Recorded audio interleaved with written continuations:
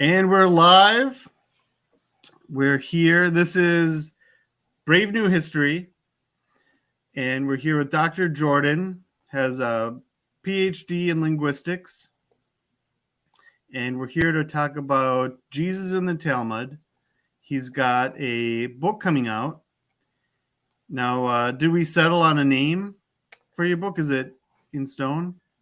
Tentative. Thanks for having me. All right. So the tentative title is Jesus the Nazarene, the Jewish heretic behind Christianity. All right, brilliant. So that's breaking news. So if we have a new title, you'll hear it here first. And so yeah, what's your background? What got you interested? And Sure. So broadly, I come from an academic background. I have a PhD in linguistics that I got in 2017.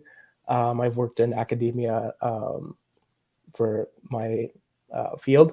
I've left academia since, but I continue in independent scholarship. I'm active in independent scholarship organizations and things like that. So that's kind of how I keep my foot into the scholarly world, academia, things like that. I became interested in the issue of Jesus in the Talmud actually kind of from a different point of view than most people who probably start from the Jesus side of it. I started from the Talmud side, so I'm Jewish, and I learned the Talmud for learning about Judaism, how the Talmud affects Judaism, because it's one of the most important documents in the Jewish religion. So I started thinking about this topic probably 2017, actually, now that you think about it. There's a program of learning the Talmud, which we'll get into what the Talmud is and how it's sort of set up and things like that in a second. But it's essentially you learn one page of Talmud a day, which takes 7 years. So that can tell you a little bit about the size of the Talmud. And so as you learn through the Talmud, it typically in Jewish way of speaking, you say learning instead of reading or studying. You come across these passages as you're studying the Talmud, and as you learn them, you realize that they occur. Excuse me. They occur in ways that make sense from a Talmudic point of view. So I started to kind of think about that as these things came up in the learning Talmud, and that just got me thinking about it. And as I went on, I kind of compiled notes about this, and one thing led to another. I got more interested and wanted to learn more and more, and started to construct sort of a idea of what the narrative was as I went along, and that's the origin of the book. Gotcha. Yeah, as I'm a little bit distracted. I guess it's the lighting. It makes me look like I have a black eye here. I'm not sure what's going on. So apologize for that. I think maybe that's a little bit better. But so sorry for that. Yeah, no worries. But don't worry, I'm not abused. So did you go through yeshiva and like I didn't go to yeshiva, but I learned with a rabbi for about 5 years. Yeah. Okay. Yeah, interesting. Yeah, it's interesting to think of like what, because I mean, you're probably familiar with Tovia Singer. Yeah.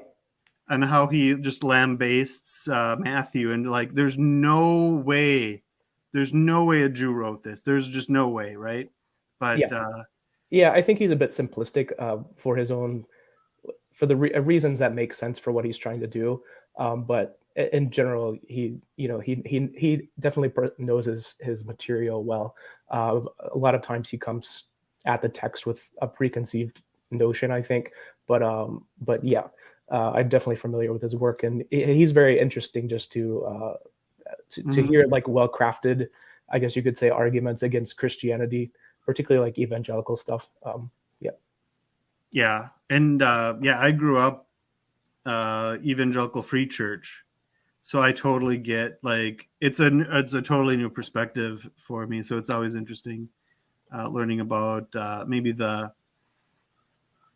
not sure where he comes from in terms of Judaism, but his perspective particularly.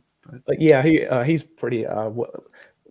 Within Judaism, you're typically dealing with three denominations, more or less. Mhm. Reform, which is sort of like your mainline Protestant, that's kind of the feel of it. Conservative Judaism, which is not politically conservative, but would be kind of in the middle, somewhat. Probably something like Anglican Episcopal, kind of like maintaining traditions, but with a modernist kind of flair to it. And then Orthodox, which would be equivalent to like Eastern Orthodoxy or Catholicism, more or less. That's kind of the best comparison there is. So he's within the Orthodox world. He's definitely I don't know exactly which sub flavor he is. There's kind of different camps and whatnot, but he's definitely he's very mainstream Orthodox sort of perspective, very like outreach. It's called Mhm. Kiruv, which means he's trying to get. I guess with his case, he's really trying to do a lot of like making people into what's called Noahide, which is basically like um, he wants people to leave Christianity and to basically affirm the truth of Judaism without becoming Jewish. It's sort of a complicated system, but that's kind of so he has kind of that. He has a lot of motives with what he's doing. So Sure. yeah. Yeah. So tell us a bit about the Talmud and what it would. Yeah, well, yeah. Sure. Yeah. So I think this is really important to start because, especially in this sort of, I guess you could call it like skeptic, um, uh, seeker, or whatever kind of community of people who are interested in this sort of topic. Most people will come from like an agnostic, atheist kind of or not background, but orientation, Mhm. um, which is fine, and that's good and all. But which means that people and obviously from a Christian background, just for statistics, I mean, there's just more Christians than there are Jews and Muslims in the U.S. and etc. So, Yeah. so most people come from that background, which is fine, and that's why they're interested in Jesus. It makes sense, um, so, but the Talmud, what that means is that most people don't know what the Talmud is or how to approach it, what it's for, what it does. And there's a lot of common mistakes that are made that are kind of basic from like if you learned the Talmud at all. Like for example, I was listening to Richard Carrier the other. He just did a video with one of the maybe Gnostic informant or something like that, and he said, in the Tosefta, which is in the Talmud, but the Tosefta is not actually in the Talmud, so it's a different collection of writing. So so you kind of make these basic mistakes because one, the Talmud is very hard to approach if you just want to sit down and like read the Talmud. It's very difficult. It's very easy to misunderstand and not really to do that because it wasn't meant for mass consumption by everybody. It would be kind of like um, me going to read maybe like a very highly specialized journal for astronomy or something like that. I wouldn't really understand what was going on, what things it Mhm. meant because it wasn't written for me technically, and it doesn't really make any attempt to like invite people in and things like that. So what is the Talmud? The Talmud is essentially a library of books. It's not one book. It's composed of different sections. And just to give a sense of the scope, it contains 2,700 pages of material. So it's bigger than the Bible, it's bigger than the Quran, it's bigger than both of those times many times, right? So it's a huge library of material, which is composed of two main sections, which is called the Mishnah and the Gemara. And the language, so the Talmud is composed in two languages, really, which is Hebrew and Aramaic, and it's really sort of a mixture of both. Knowing my linguistic background, that's kind of interesting. That it's a very sort of specialized jargon that's used. And so the first part is the Mishnah, which requires a little bit of background to understand what that is. Within Judaism, I'm sure you know the word Torah, right? Uh, which refers to the five books of Moses, the first five books of the Hebrew Bible, broadly speaking. Um, and that, traditionally Jews believe that was received from Moses, from God at Mount Sinai. There's obviously a lot of nuance that you can unpack that. What does it mean? and et cetera, et cetera. But that's the traditional view, right? So Jews also believe that there was a written version of the Torah, which is what we have: Genesis, Exodus, Leviticus, Got it. etc., and what's called the oral Torah, which is sort of the explanation of what the written Torah means. So we start there. That's sort of the beginning point.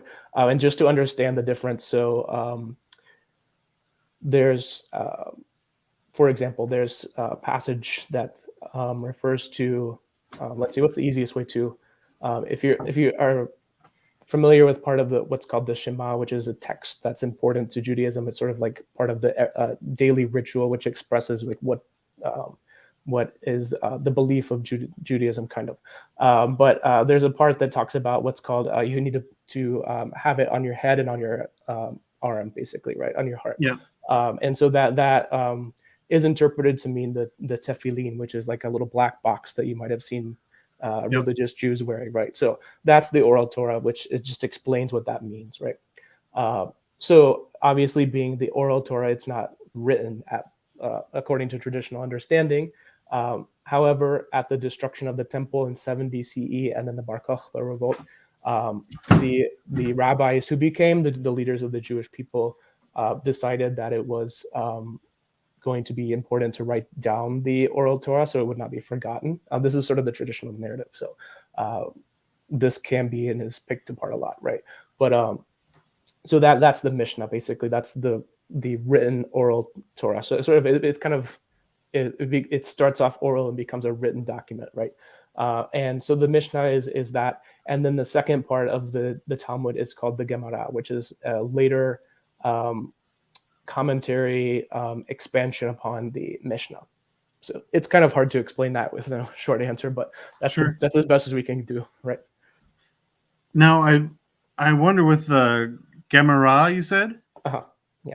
like, is that etymologically related to gematria?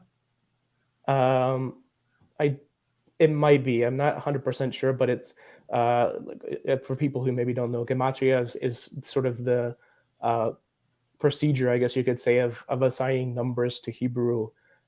Each Hebrew letter will receive a different numerical value, and you can add those up to sort of create all kinds of interesting interpretations and meanings and stuff like that. They're both Aramaic words, obviously. Gotcha. Now, just to take a furthermore random tangent to that, is gematria taken seriously in Judaism, or not really? Yeah, I would say it is. It's definitely probably more aligned with what we call like Kabbalah, the Kabbalistic sort of mystical kind of thinking. But it's definitely common. People, when you are involved in like religious Jewish life, you will spend a lot of time on every Sabbath or Shabbat, sort of talking and things like that, because there's because of the way Jewish law works, there's no use of like electricity and work. Well, there is use of electricity, but no working and things like that. So you end up doing like conversations, and people will share reflections on like the passages of the Torah that are read. And there's oftentimes a lot of, this gematria is this many numbers, and you connect it. So it is important, I guess you could say. It depends on kind of your point of view, but yeah. Gotcha. And then, so for the Mishnah, it's my understanding that there's some stories that they don't necessarily, they're like parables, right? Where nobody believes they actually happen. They just kind of explain how things work. Yeah. So the Mishnah is mostly legal material. It's mostly what's called halacha, which is how to practically observe a commandment from the Bible. So, how do you, like we were talking about the tefillin, when do you put them on? How do you put them on? What do you say, et cetera, right? The Mishnah does include some agadah, which is non-legal material, which was what you're referring to, parables, stories, etc. That's more common in the Gemara, the Talmud, because those stories are used either to make a point, as in which is kind of the case with a lot of the Jesus material, Mhm. used to make a point about a legal discussion, or sometimes just randomly sort of exegesis of different passages and things like that.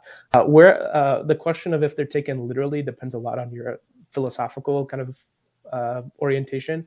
Um, Okay. there is sort of a gap between rationalist and not mythicist, mystical or mysticism. Um, so the rationalist camp would say they're kind of stories that are not meant to be taken literally, but serve to like inform or make some point. But some in the more mystical side would take them to be nearly literal. Interesting. Yeah. You'd almost think that it would be opposite, right? Where some people in the mystical tradition would at least like I'm familiar with like the Rosicrucian tradition and like Christian mysticism, Mhm. that you would look at a passage and say, well, that clearly didn't happen. So it has some other meaning that is more profound than literal, right? Yeah, that definitely makes. I think the issue is there's a big probably reluctance to engage in allegorical interpretation in the Jewish tradition because that could lead to allegorizing the commandments. Basically, this is just a hunch from my sort of perspective, but I'm assuming that there's been a reluctance to do that because of you could essentially say, oh well. Observing the Sabbath really just kind of means finding peace Mhm. within yourself, but you don't really need to observe all of the uh, specific things that the rabbis have detailed. So that's probably where that comes from. I'm not 100% sure, but Yeah, or like what is it? Was it some early figure in Christianity said, "Oh yeah, don't eat pigs." That actually means like don't be a slob, yeah, right? yeah. I think that's the epistle of Barnabas. I think. Okay, Yeah. yeah, okay. So yeah, you're familiar, or at least maybe more familiar than I am with I'm, the epistles. there's probably a lot. I know Philo of Alexandria also kind of did that too, Yeah, which is why he's not studied in Jewish circles because that's that's sort of like the beginning of rabbinic Judaism is that you have to observe these commandments in the way that at least Orthodox traditional kind of Judaism. A modern reform movement, which we kind of briefly mentioned earlier, would be more willing to engage in that, but from a different perspective, from like a modern liberal kind of point of view, rather than ancient allegory. yeah, Yeah. yeah. I've heard, from Tovia Singer that you always look first at the straightforward reading, like that will always hold true.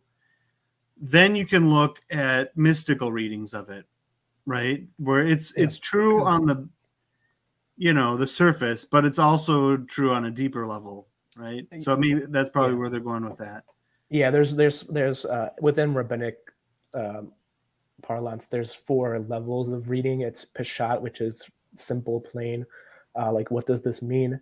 There's basically the first two are most important. The last two are very sort of like esoteric, but and then midrash, which is basically what the rabbis do, which is like establishing connections and a little bit beyond the text, but you're still. It's kind of hard to describe, but it's like you're using the Bible as a whole to kind of like create these webs of meaning, basically. And that's where a lot of like the rabbinic interpretation comes from. But those, yeah, you typically start with the Peshat, and that's especially like something that developed in the medieval period. Like that was really big with Spanish and French kind of commentators. They made that to be, that they really like highlighted that, and it's sort of carried over. Gotcha. So there's a straightforward reading, and then there's the what are the other three? Really, the second one is kind of the most midrash, which Got it. yeah, and you might have heard of the midrash as like a collection of kind of like stories, parables, and it's really a way of like interpreting the text. Gotcha. Sorry, I still got a little bit of a cough, so I'm trying to mute what I Oh have. yeah, that's right. So um, Dr. Jordan is just getting over COVID, but he's had all his vaccines, so he's Vaxxed and recovered super boosted. quickly. I think that Yeah. was like 2 days or so. Yeah, I'd only had Yeah. serious symptoms for a few days, but the Yeah. cough is sort of lingering. So, Yep. So get your vaccines, everybody. They're good yes. for you. If you haven't gotten one yet, what are you waiting for? But that's a different topic. Yeah, for sure. So, okay. So I've heard in the Talmud, there's a lot of stories about a Jesus character. Yeah. Right. And now we don't know if it's Yeshua, which can mean Joshua. It can mean several other names. One of them can be anglicized into Jesus, right? So maybe Yes. that's some people are thinking that was later attributed to Jesus. Yeah, I think that's a good place to kind of jump into the Yeah. bigger topic here. Now that we kind of have a little bit of background in the rabbinics Yeah. aspect of it, but so I would say the biggest things that you'll hear about the Talmud is that it either doesn't mention the Christian Jesus at all, or it doesn't mention the Christian Jesus at all. There's multiple Jesuses that it mentions, but either one or none of them happen to be the one that everyone's concerned about, and et cetera, et cetera. That's kind of what you hear a lot, even in the scholarly community. Meyer, I believe, Johann, maybe Meyer, or something like that. He came down like that. Also, Jacob Neusner, who's a big rabbinic scholar, but not much of a Jesus scholar. He also comes down that way. But if you take it back a little bit, of course, Jesus was a common name. Yeshua, Yehoshua, the full Hebrew form is Yehoshua. There's a lot of people named Yehoshua in the Talmud. It's a very common name. There's a lot of people named Jesus in Josephus too.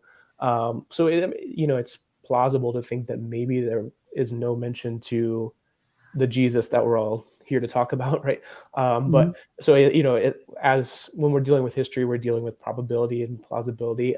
So is it possible? It's plausible, but I think it's more likely that the rabbis would have something to say about Jesus, considering that they were also there at the same time. The tradition, the people who became rabbinic Judaism, they passed traditions down from that era, and we know that that's true because, for example, we have found tefillin from before the composition of the Mishnah, which leads me to remind, I didn't mention the dates. The Mishnah was composed maybe around 200 CE, give or take 50 years or so.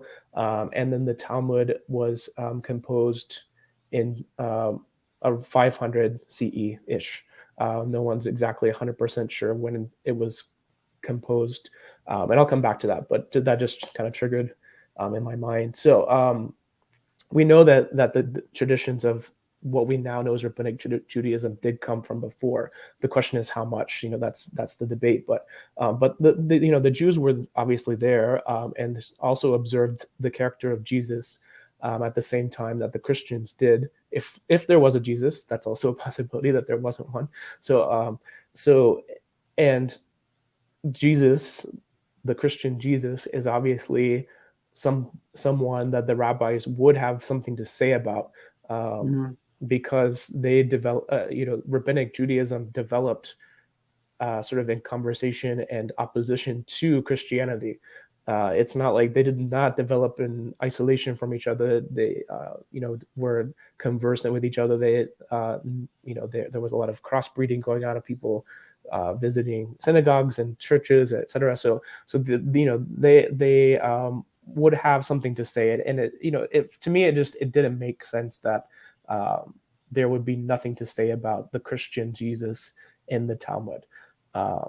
So what probably the biggest thing that there are two things that people point to where they say that this is not possible. The first is the chronology of the Talmud. The Talmud actually has two dates, sort of guess dates for when Jesus existed, neither of which agrees with the Christian narrative, or at least the mainstream Christian narrative. And the second one is that Jesus is called the son of Pantera in the Talmud. That's one of the names that's used. There are some other names too, but those are less important. So that's yeah. Jesus. There is a Jesus that's referred to as son of Pantera. Yes. Yeah. That's interesting. It's there's a few different. If you're familiar with Aramaic and Hebrew, there's no vowels in the text, right? So Yeah. it's typically, it can be vocalized a few different ways. Like you can hear Pandera, Pandira, Pantiri, etc. So, but Pantera is sort of, I use that one just because that name is attested in archaeology. The other forms are not as much, but that's just a minor point. Yeah, for sure. So we have one comment here. Someone once said that Nazareth and Mazarot are etymologically related. I've always wondered if this was nonsense or not. I doubt it, because as we know, or as maybe you and your people who are watching know, that Hebrew is based off of roots, usually 3 letters. So if the beginning would be a noon, which is the N sound, and a mem, which are the M sound, those are 2 different letters. So I don't think so, but I wouldn't bet $1,000 on it, just to be safe. But yeah, but I don't think so. Yeah, it would be difficult, I think, because you don't have. This is. Obviously, a lay hot take on it, but you don't have vowels, so the consonants are super important. Mm-hmm. So to switch an N for an M, I would think you would not do that. But, yeah. That's my inclination. You can use the letter M as like a part of speech for certain Hebrew, but I don't think it would work in that case. So I'm gonna feel confident and say no. So. Yep, and Mazarot is related to zodiac, which we're going off the path for me. I'm kind of so yeah, but it's interesting how you have the etymology and stuff is super important. So these are always good questions to have. Like, is this related? Where does this come from, etc. So those are always good questions. Yeah. Like, who was it? Was it M. David Litwa? Who was it that points out that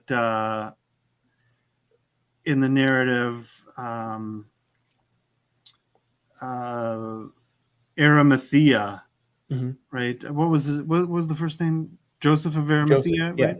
Yeah. Where in Aramaic, that means what, good priest land or something along those lines. Where this is probably not a person, right? Because we look at the name and it kind of, yeah, that's definitely a good point. So yeah, but those are always important. And we'll come back to a Nazarene, for example. That's a good case where, what does that mean? And where does it come from? So which is another thing. Like, it's interesting how he's never really placed in Nazareth, is he? As far, I'm in the Talmud or in the New Testament. Yeah, isn't there that there's the story of like going back to his hometown, and you're rejected in your hometown. I think there's a reference, something like that. I don't remember off the top of my head exactly what it is, but they do the census, right, to get them back in Bethlehem where he's born. But doesn't he go back at some point and they try to like stone him or something? I'd have to look back. So he does go to Nazareth, but isn't he's variously from Galilee or Bethlehem? It's from Bethlehem, yeah, because that or at least is that Luke? Luke is when they do the census, right? Yeah, and then Matthew gets him. They both want him to be in Bethlehem, because of messianic stuff, right? So they need Yeah. to get him there, but then he's supposed to be from Nazareth, right? So that's definitely something they're doing in the gospel text, trying to sort all that out and figure out. But there's not really a lot of stories in Nazareth, I don't think, from what I'm just recalling off the top of my head. Besides what I'm trying to, I'll maybe look it up here, where he goes back and they reject him, basically. Yeah. And Yeah. now, Because it seems like in the Gospels that Capernaum is his sort of home base. So it's a good point. yeah. And the Talmud, there's no mention of Nazareth at all. And in the Talmud, Jesus is associated with the city of Lod, which is,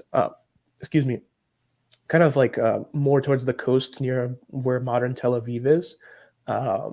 So that's kind of an interesting point there. The Talmud really doesn't mention. This is kind of an interesting chronology thing, or not chronology, geography. The Talmud doesn't really mention the villages at all. It doesn't mention small towns really. And then the Gospels don't mention the cities. So the Talmud is really concerned with like Tiberias, Sepphoris, Jerusalem, Lod, and so like the big cities. Whereas the Gospels, except for Jerusalem, obviously, are small towns. Capernaum, Cana, Nazareth. What's the other one? Bethany. These are all like small villages. So there could be some like class stuff going on. Maybe there. That's something that I'm sure someone has thought about, but I don't know who has thought about that. But just something to point out. Yeah, certainly. So we have Jesus of Nazareth. Yeah. And would you say that there's like an alternate explanation from him having grown up in Nazareth? So what? Okay, so yeah, we have Jesus of Nazareth, which is how we refer to the Christian narrative.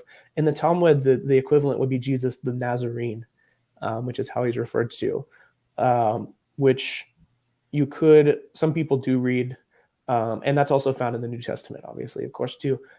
He's referred to as a Nazarene in several places, as well are the disciples are called Nazarenes first. And many people try to read that into Nazareth, but it seems more likely to come from Netzer, which is a Hebrew word meaning like root. And I think it's James Tabor who he called it something like the Branchites, basically, kind of like a weird sect name, basically. And it could refer to the messianic component of things, but it could have other things here. And what I kind of read it to be is not necessarily is to be a title. Basically, it's Jesus the Nazarene, right? It's a title. And so what does it refer to? Well, do you want to, maybe we can kind of go back a little bit and then we'll come back to that in a second. Because we were talking about, let's just do the chronology and the Pantera thing kind of first, because those are kind of interesting topics. But so going back, we were saying that the Talmud typically places Jesus around in the first century BCE, all right, before what we know to be the Common Era, when Jesus of the Christian narrative was supposed to be born. So scholars typically are saying something like 6 to 4 BCE until 30 CE, something like that, right? That's kind of what the current consensus is of Jesus's life. The Talmud places that from maybe around 100 CE to 76 to 66 CE, kind of depending on how you read some things, but something like that. And the authority of that would be Alexander Jannaeus. That would be the king who was in charge. That would be the Hasmoneans, right, from the Maccabees. So a Jewish king would be the context that the Talmud typically places Jesus in. And that's known through the teacher that he's associated with, which is Yehoshua ben Perachia. However, there's another tradition that places Jesus around the time of Rabbi Akiva, which would be the late 1st century CE. So those are very there's a lot of discrepancy there, Mhm. and there's a lot of different ways of approaching that. With the discrepancy between the two times, this is kind of common in the Talmud because it is thought of, and some studies have really proven that it was originated as an oral document, meaning something that was sort of composed orally, meaning that it wasn't written down per se when it was composed. It's kind of hard to conceptualize, but especially the Babylonian Talmud more than the Jerusalem Talmud. So when you have a large body of material like the Talmud, it's very easy to make mistakes. Obviously, with so much material, so Mhm. it could with that you have two different traditions, and there's no way to really reconcile it. Some of the rabbis tried to figure out like is there a way, but it's very hard. Why does the question of why the rabbis typically place Jesus in the first century BCE is sort of like the question, right?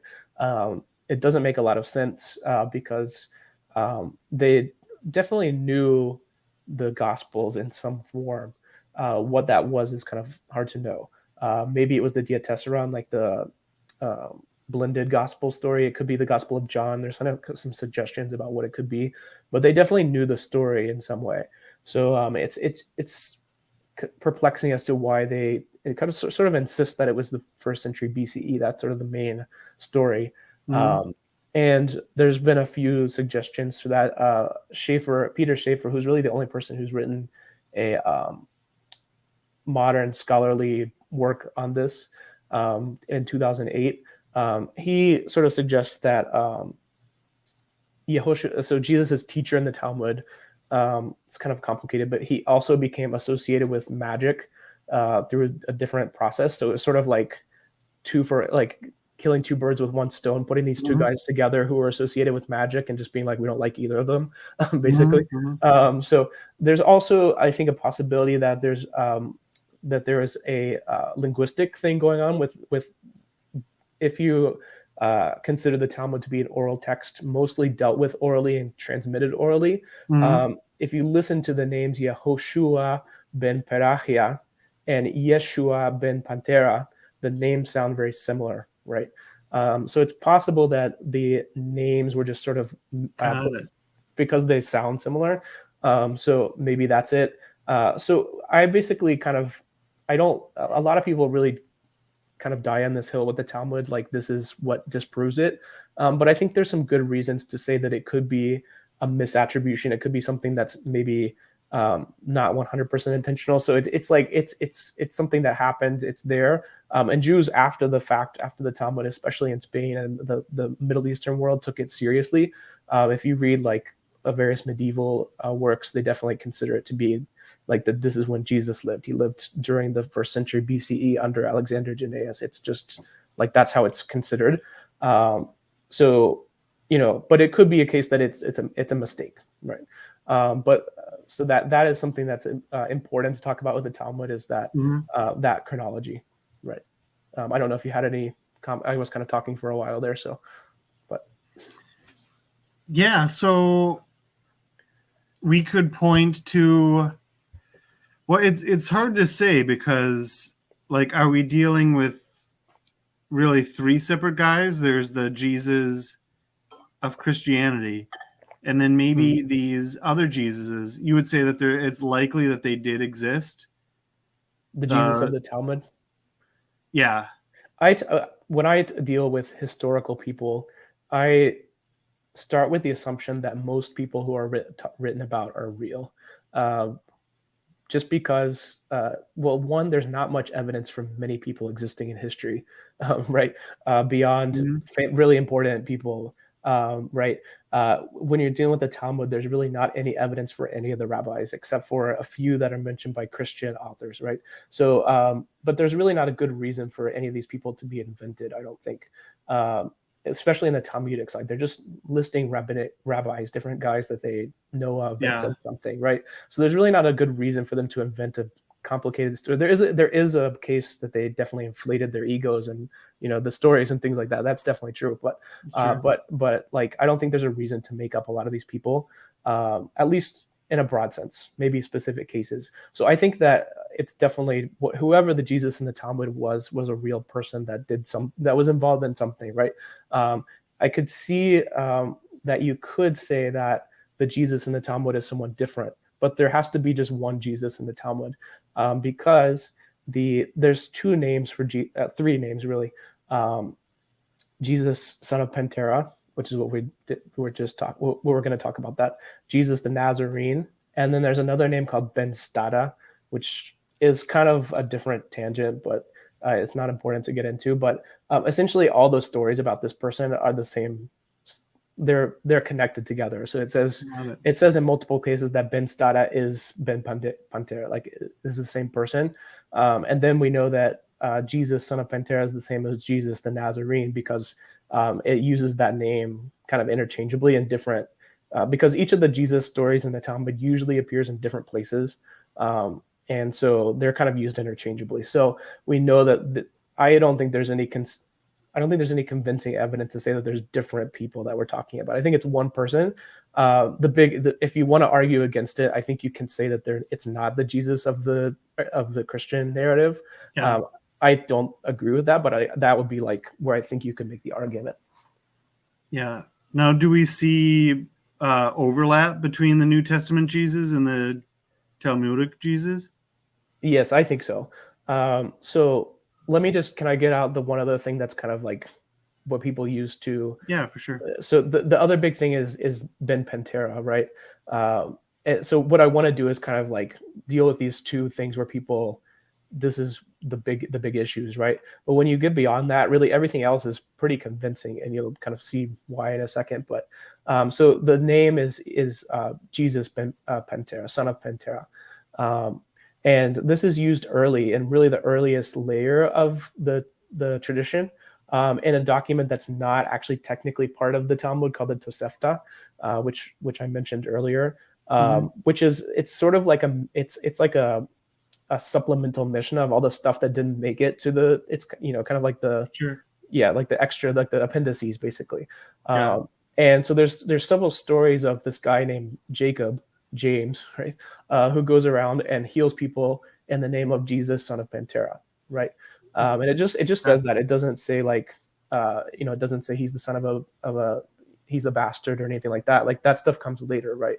It's there, and I can talk about that. But in the earliest layer, you just have the name, and there's people healing in the name of Jesus, son of Pantera, which we know that Christians did that in the first century. That was what they were known for. So the earliest layer of the tradition is not polemical really at all. It just says the name is Jesus, son of Pantera. The most common argument you're probably going to hear is that Pantera is a pun off the Greek word Parthenos, which means virgin. Right? Okay. Maybe you didn't hear that, but and Pantera, what kind of means like panther, right? Yeah. So it's kind of like, it's meant to be like a pun basically on that. That's what people say, or that's what you'll find to be the most common argument, I think. Peter Schaeffer says that, and a lot of other people do too. Except for James Tabor. He's actually somebody who doesn't agree with that, and I agree with him, because he's done the archaeology and he's found the references to the name Pantera from the 1st century CE. He found one from like 60 CE, right? So this is around the era that we're talking about here, and it was a common name among Roman soldiers apparently, right? So people also want to say that Pantera is a Roman soldier. And this is what Celsus says, who was the 2nd century critic of Christianity. So he says that Jesus was conceived kind of out of wedlock between a Roman soldier and Mary, right? And that does find its way into the Talmud, that it's sort of saying that Mary was unfaithful and et cetera, like that Jesus was a bastard, essentially is what it's saying, right? Which is it's there. You have to acknowledge that it's there. It is a later tradition, so it makes me be skeptical, right? The earliest layer is not polemical at all. It just says the name. So that's kind of where we are, right? And so is it the case that I got a few points, so let me try to. So is it the case that this is just the name that they knew? Maybe Maybe the Joseph story comes later. It's a different thing. Maybe they're trying to respond to it. Maybe they just have different traditions about the name. It's also possible, excuse me, it was common in the Talmud, it is found that people, that they would use kind of puns like that to not comment on the person themselves, but on the father. So there's another guy called Simon, the son of the midget, basically. Mhm. And so it's possible that it could be some sort of thing on his father, right? I doubt that the rabbis would have made a pun in Greek, using Greek and Aramaic like that. It just seems kind of highly unlikely. The rabbis likely did know Greek. There's a large number of loan words from Greek into Aramaic in the Talmud, and Latin too. So they were definitely familiar with Greek, but they had a very anti-Greek kind of stance in a certain sense. Yeah. So I kind of doubt that they would make a pun like that in Greek. It just seems kind of suspect to me that would be the case. It's possible. So it could be the case that they had a different name. That name is mentioned in the church fathers as sort of like a surname of Joseph. So it would be like Joseph Pantera. So maybe that's the case. But a lot of people point that out and say like this must be a different person because the name is different. Okay, so Pantera as a surname for Joseph. Yeah, I think it's definitely Epiphanius mentions that, and maybe Origin. I don't remember there's two who mentioned it, but I don't remember the second one. So. Now, so Pantera, that is Hebrew or Aramaic for panther? It's I don't remember if it's off the top of my head if it's Aramaic. I think it might be a take on Latin. I was just looking at it the other day, but I don't remember. Sorry. Got it. Yeah, you would think that it'd be unlikely for a Jew to take on the name of an animal.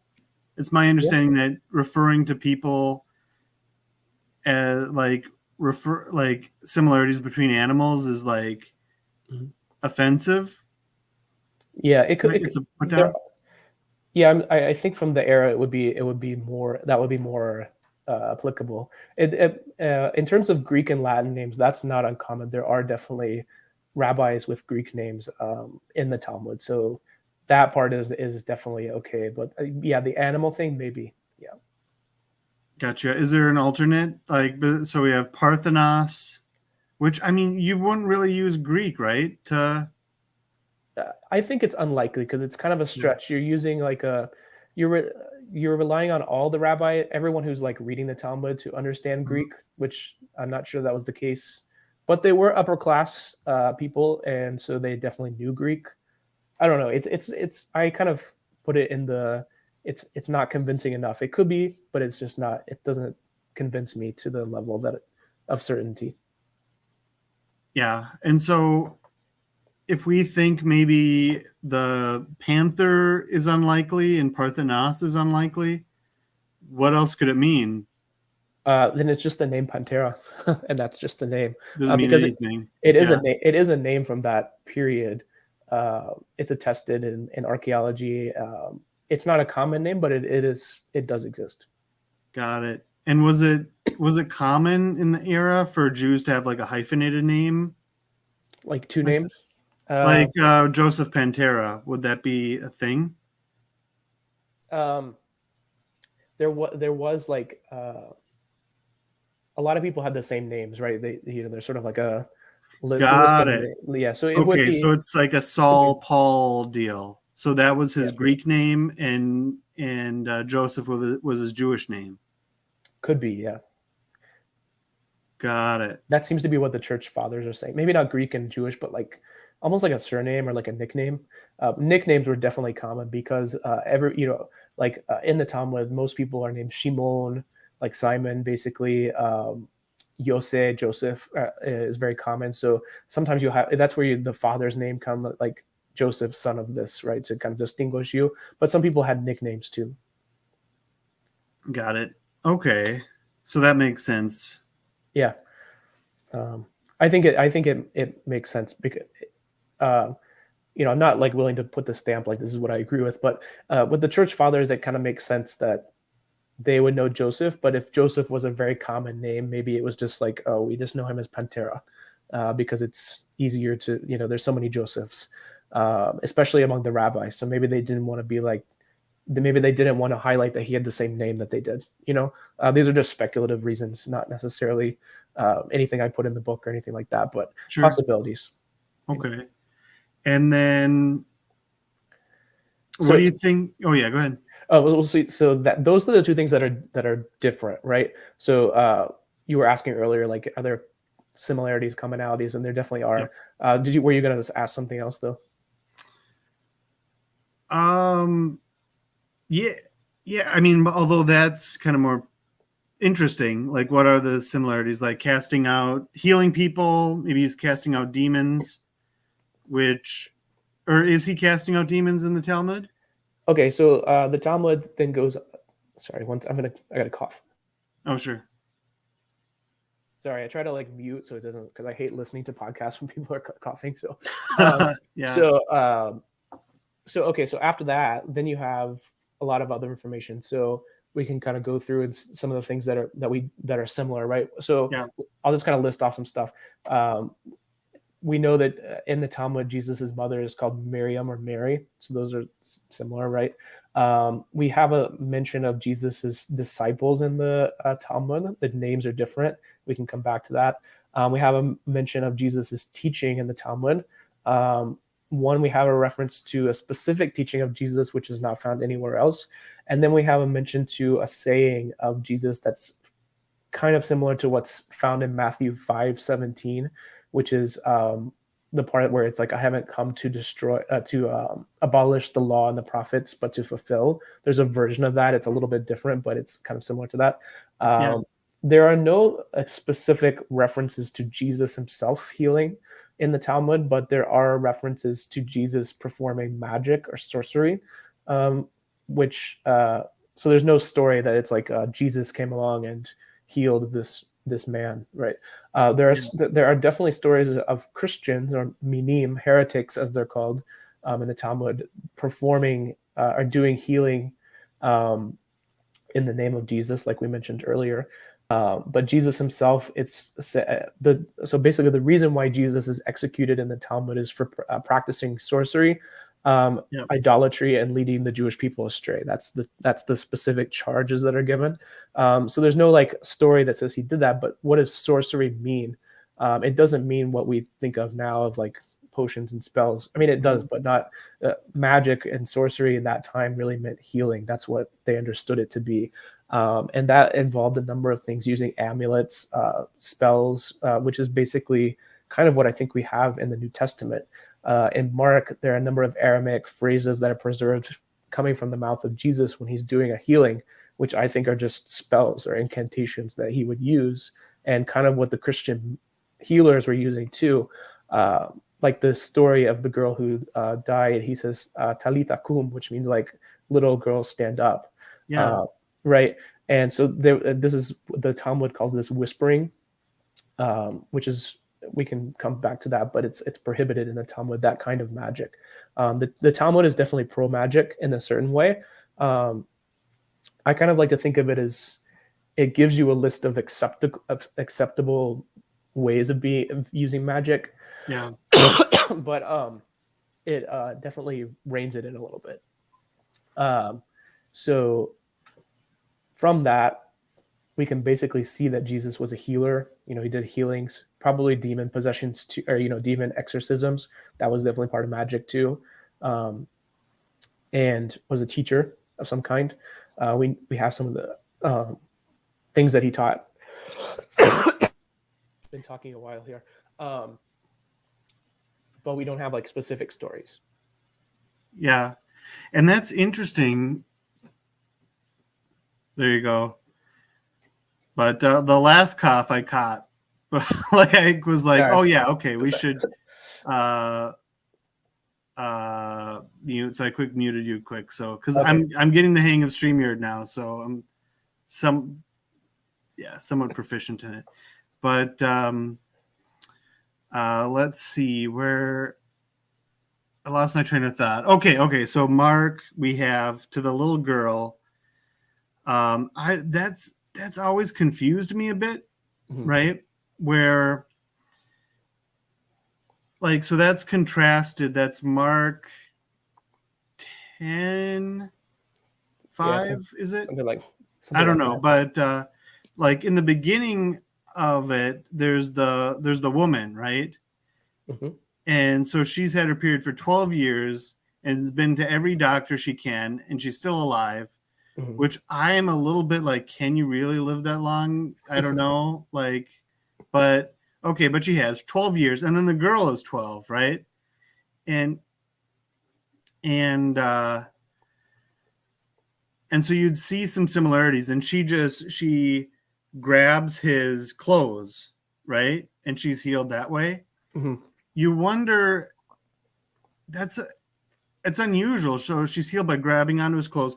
Yeah, He feels his power drain, and yeah, you can that's. kind of look at it as like, well, she's ritually impure. That's why his power is draining. You wonder like Hmm. how a Jew would look at that. Like, okay, he's practicing magic. There's Hmm. this woman. She's going to be healed by grabbing on his clothes. And but she thinks, oh, maybe if I grab his clothes, right? Do you like what would you, and how does that, and there's probably something like there's that Markan sandwich, right, with the 12 and the 12, Hmm. right? And we mentioned the zodiac earlier. I'm wondering like 12 tribes, there's the 12 signs. What do you think is going on there maybe?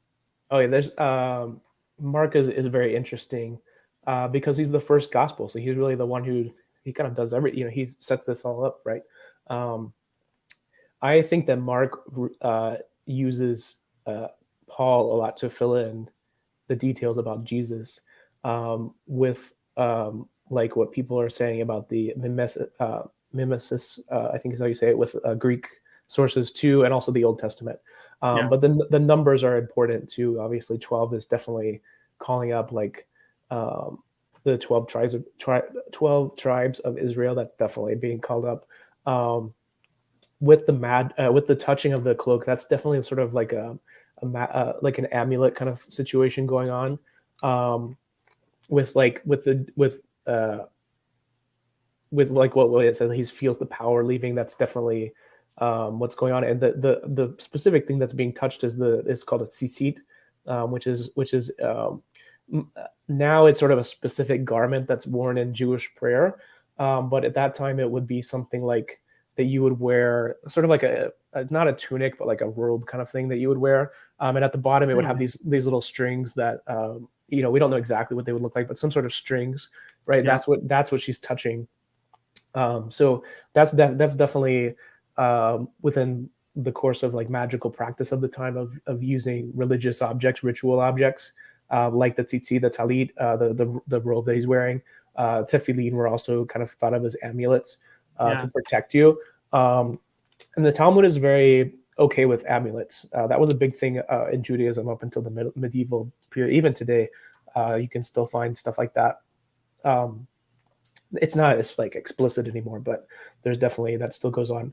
Um, and so there's and with that in particular and other stories in Mark, you're seeing really detailed magical technique being described, which is sort of cleaned up by Matthew later on for some obvious reasons.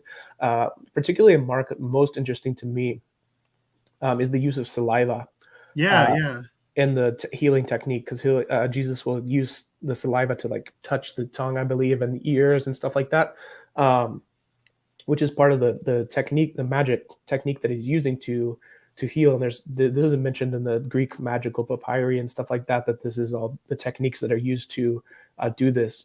And with this case particularly of using saliva. I have to look it up. I want to get the quote, but there's definitely this is prohibited in the Talmud.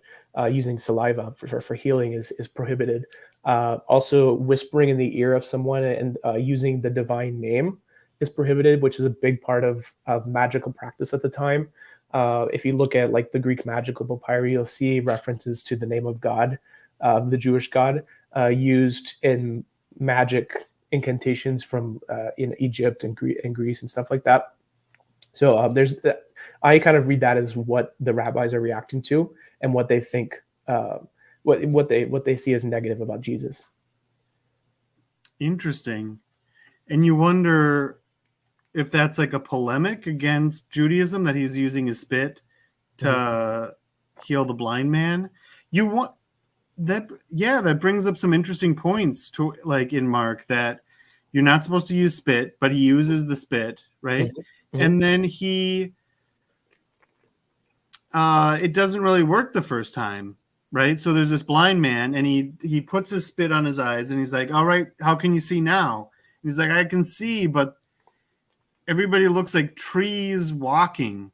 And then Jesus says, "All right, here, I'll give it another go here." And then he does it, and he's like, "Oh, I can see perfectly now," right? And it's almost as like, well, what kind of faith healer doesn't quite work the first time? Yeah, it's and you wonder what the reasons for Mark including everything that he did. Maybe he's including Talmudic polemics in the gospel. Yeah, I definitely think it's possible he could be reacting against Jewish narrative, because we definitely know there was a counter narrative from Jews early on that's preserved in Justin Martyr's dialogue with Trypho or Trifo. I don't know exactly how, but and elements of that are found in the Talmud later, right? So this is definitely something that existed, and it makes perfect sense that it would. You have a small section of people who believed this guy to be, what they believed him to be. Everybody had different ideas about what that was, obviously, but a lot of people didn't. So they would obviously have, reasons to counteract that. And what I think the Talmud really does here is you can use it as a counter narrative to sort of weigh against the Gospels, because besides maybe the Gospel of Thomas, there's really no other sources that you can work with here. You get into the question of like the Talmud is later, yes, et cetera, right? That's all true.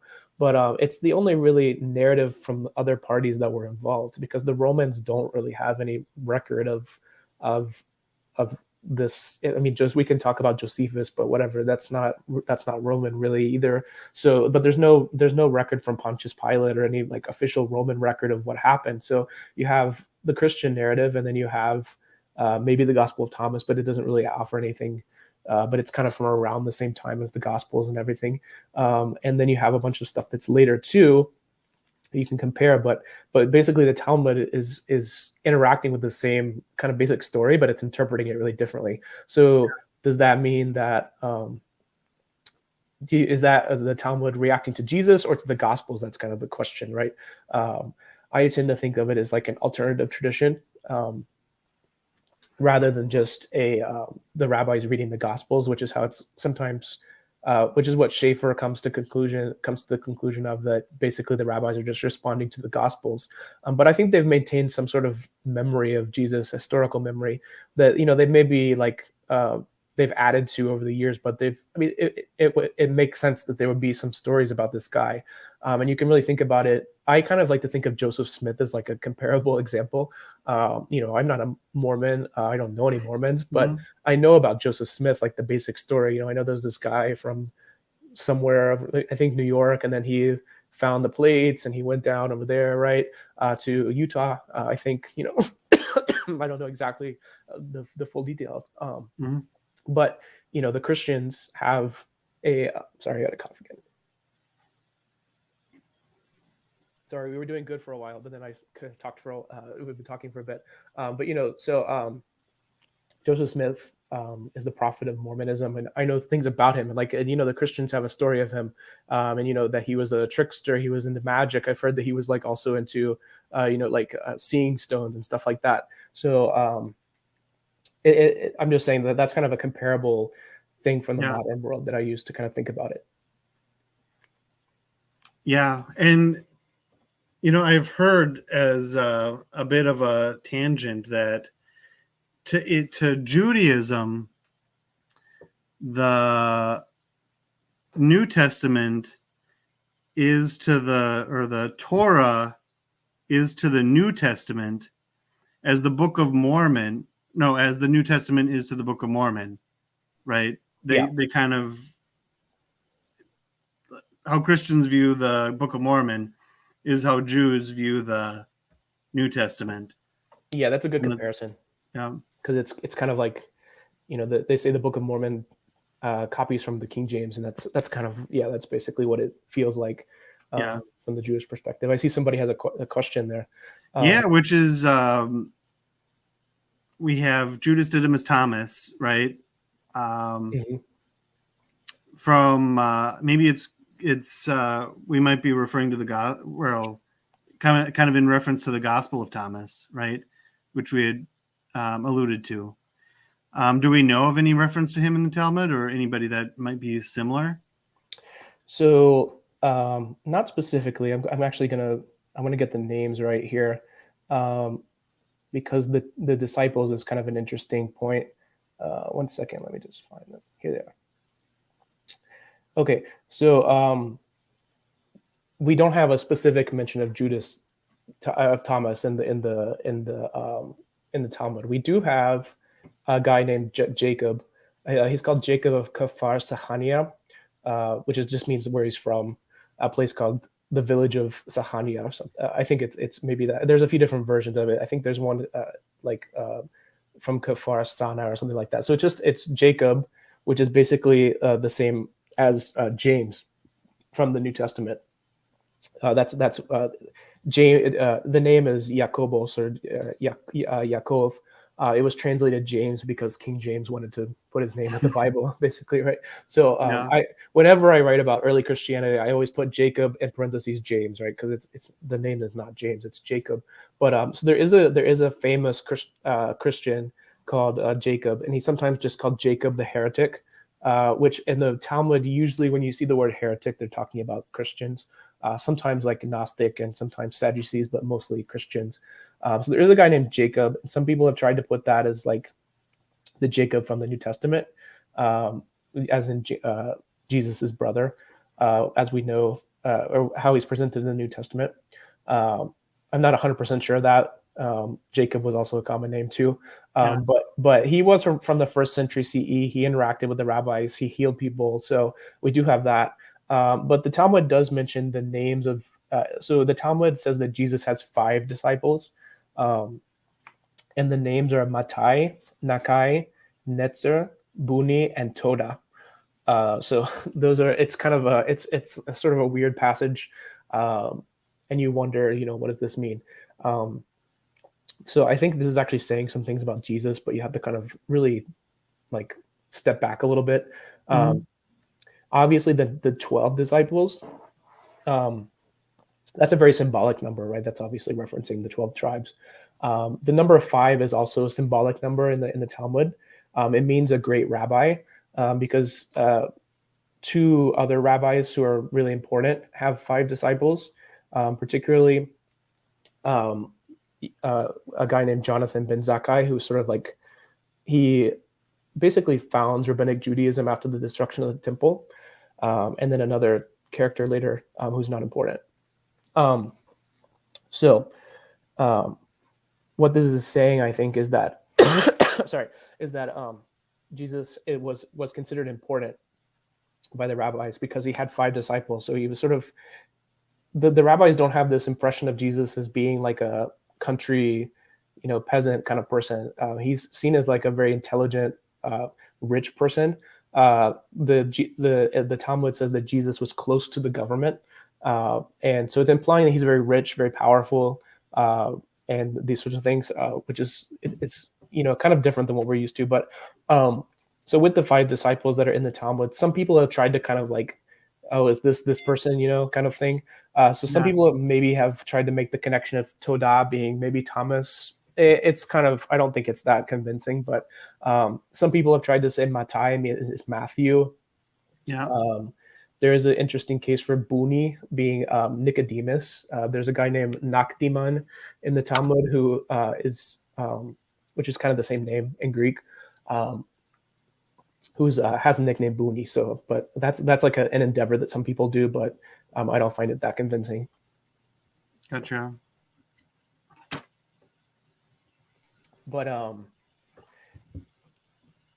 well, that's the disciples in the Talmud. So yeah, no, that's interesting how they're given 5, but that probably has to compare it to other ones, whereas previously he has 12. Yeah. But I mean, so the parallels are pretty striking. And also Jesus is sort of linked. So the early rabbis were, sorry, the early rabbis were in pairs called zugot. And so Jesus is linked to a teacher in the rabbinic Yehoshua ben Parachia, we were saying earlier. So he's linked to a rabbinic teacher, like in what you would expect the pattern of that time to be. So it's very like they put him in their own, like they definitely claim that Jesus was part of them. He was part of the rabbinic circle and he left it, basically. Yeah. So who was his pair in the Talmud? So his teacher is a guy named Yehoshua ben Parachia, who Interesting. hold on, let me just find it in my, I want to like quote some stuff. So let me just find it over here so I don't misquote anything. So Yehoshua ben Parachia is from the 1st century BCE, which is, that's how he's, that's why Jesus is linked to that time period, because he's associated with that teacher. Let's see here. Now, what does Parachia mean? It's just a name. Okay. And now, could Yehoshua also have a parallel meaning with John? Yehoshua is the same name as Yeshua. They both mean like Joshua, basically. Got it. I mean, could it be like Greekified into John or no? No, it would be Jesus. That would be. Got it. So yeah, it would have to be Jesus. I'm just trying to find. You wonder if there's a parallel with Jesus Barabbas, where he's. I think that's definitely. I think that there's definitely some sort of symbolism going on there. I'm not sure exactly what it means, but there's definitely something with the both of them being called Jesus, basically. Yeah, and would Barabbas, would that be a real name? It means like son of the father, so I don't think so. Yeah, what other kind of son do you have, right? Yeah, and it's kind of like Jesus was born of a woman, in the letters of Paul. So it's like, of course he was, but so that's a weird flex, right? I just yeah. Okay, I found it. Yeah. Yep. So, sorry. I might have to call it quits in a second here. Just my voice might not be able to take it much longer, but For sure. So Yehoshua ben Parachia was like part of the tradition. So the rabbinic story kind of starts with these. They have their own story of how they transitioned from the Bible to where they are, basically. And there were these series of pairs called zugot. Like I kind of think of it as like the, if you're into Star Wars, like Darth Vader and the Sith, they always have a period of two. Obviously they didn't think of it as bad, but it was just sort of for some reason there's a period of like 100 years where there was two people, right? So Yehoshua, Jesus is paired up with Yehoshua ben Parachia, who there's some things about him in the Talmud. And his his saying that he's sort of famous for is set up for yourself a teacher and get yourself a disciple and give everyone the benefit of the doubt. That's sort of like his ethical saying that he's known for. And the last part is particularly interesting with Jesus. There's a story that kind of has to go with that, but I don't know if maybe we can do it a different time. I think I might have to stop. I'm going to be coughing too much, but Got it. Well, thank you so much. I'll let you go so you still have a voice. Yeah, thanks. Sorry about that. It's been fun talking. I don't want to keep coughing into the podcast. So. Oh yeah, no worries. No worries for me. But all right, well we'll let you go. I know you're still recovering from COVID. Yeah, that's very interesting. I learned a lot there with. Yeah, this was a great podcast. So if you want to, talk again, just let me know and we can, maybe I'll be over my cough by then. So. Yeah, for sure. So yeah, thanks for coming. Thank you. And we'll let you get going. And we'll for sure do it again. All right. Thanks for having me. Yep, certainly. Have a good one. Thanks, you too. You're well.